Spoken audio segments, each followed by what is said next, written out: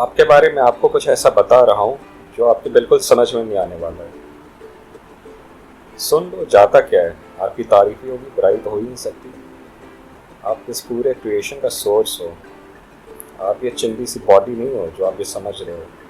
जितनी भी बॉडीज़ हैं, चाहे वो इंसान की हो, जानवर की हो, पेड़ पौधों की हो, इस प्लैनेट में कहीं पर भी हो, उन सब का जो सोर्स है, उन सब का जो मटीरियल है, वो आप हो। और वो मटीरियल ना पैदा होता है ना मरता है। तो आप ना पैदा होते हो ना मरते हो। आपको मारने का कोई तरीका नहीं है। आपकी बात हो रही है, किसी और की बात नहीं है। आपको खुशी ढूंढनी नहीं है।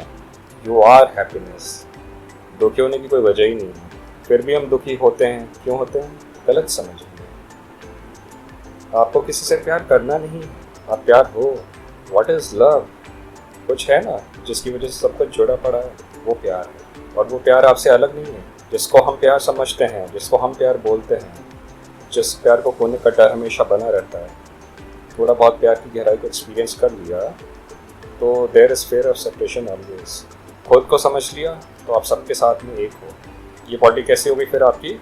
एक इंस्ट्रूमेंट की जैसी होगी। You will take care of it in every possible manner. But ये बिल्कुल क्लियर आपको पता होगा कि it's just an instrument to see, instrument to hear, an instrument to experience.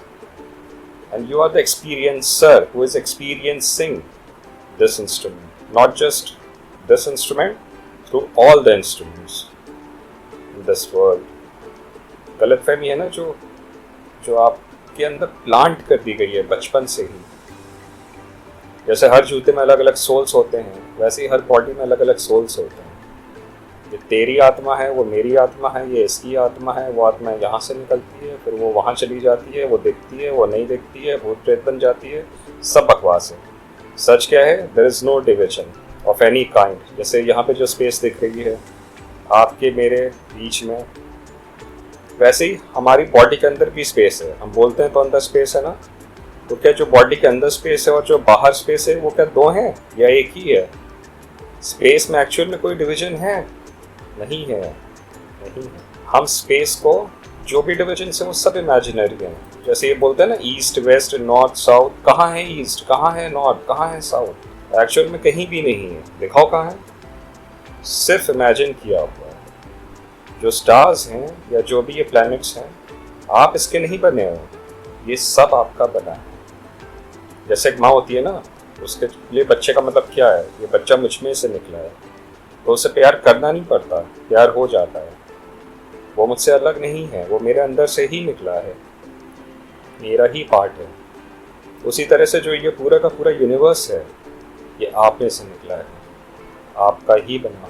तो जब ऐसे आपकी नज़र हो जाती है तो आप प्यार खोजते नहीं हो, आप प्यार बन जाते हो। यानी कि ये पूरा का पूरा यूनिवर्स आप में से निकला है। अगर ये गहराई से समझ में आ जाए तो फिर किससे नफरत करोगे?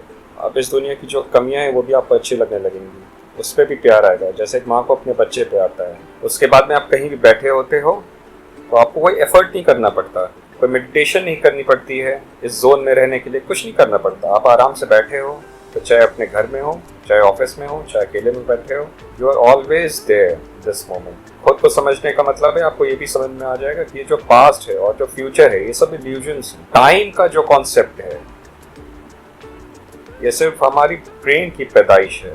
रियलिटी वो है जो नहीं बदलती है। तो उस रियलिटी में जैसे जैसे आप बढ़ते चले जाते हो, आपको समझ आ जाता है कि ये दो अलग अलग चीज़ें नहीं हैं। मैं और reality, I am the reality, I am the ultimate, I am the ultimate. तो कमाल हो जाता है। और कमाल करना है या नहीं करना है, वो आप लोगों के हाथ में।